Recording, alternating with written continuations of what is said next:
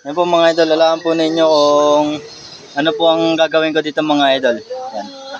So iano ko lang sa inyo paggawa ng tali ng manok. Yan. So ibubuhol natin muna ito dito sa unang area. Yan.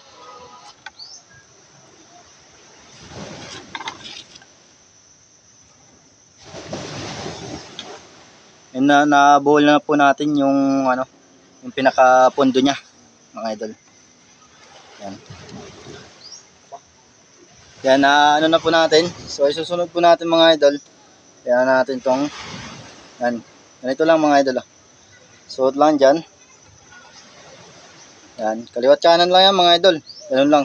Pare-parehas lang ano niya mga idol. Hanggang matapos po kayo sa dulo.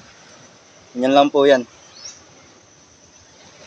Sana po hindi po kayo magkamali sa paggagawa ng ganito. Madali lang to mga idol.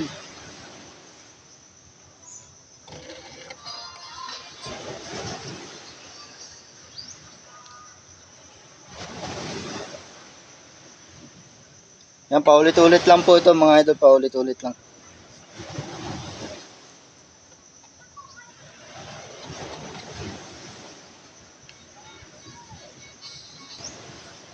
Yan mga idol oh. Ganun lang ang style niya mga idol. Yan. Okay na di ba? Siyempre susukatan mo yan. Kung kasya na yung ano ng paa ng manok.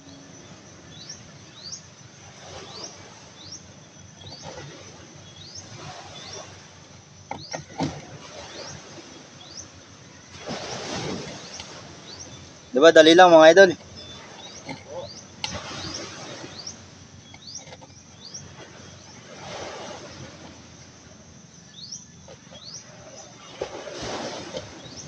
Para hindi na po kayo bumili ng tali ng manok.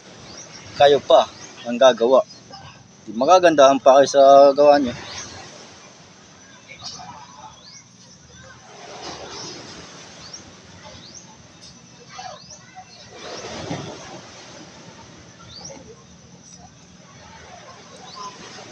Yan at hanggang dito lang po mga idol. At medyo mahaba na yung ating ano, video. Mga idol, kala namin may dumating na bagong guest. So napa-stop yung ating paggagawa ng tali ng manok mga idol. So ayun, balikan natin, let's go. Ay lulubidin natin mga idol.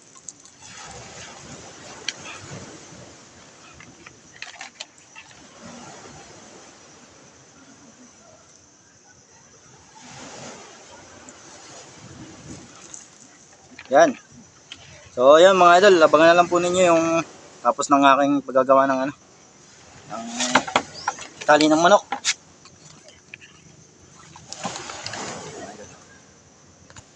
Ganito lang po mga idol oh. Pagka itatapusin oh. Yan. Yan lang po mga idol oh.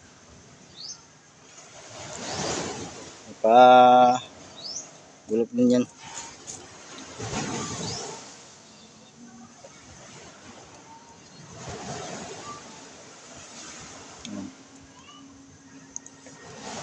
Yan oh. Para lang po kayo nagtatali ng ano, lubid.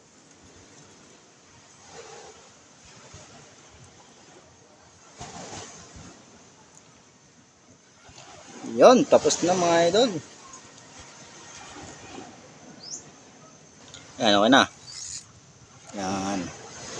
Ito po mga idol, ito po yung kinakanya pondo pagkadating salak. Yan.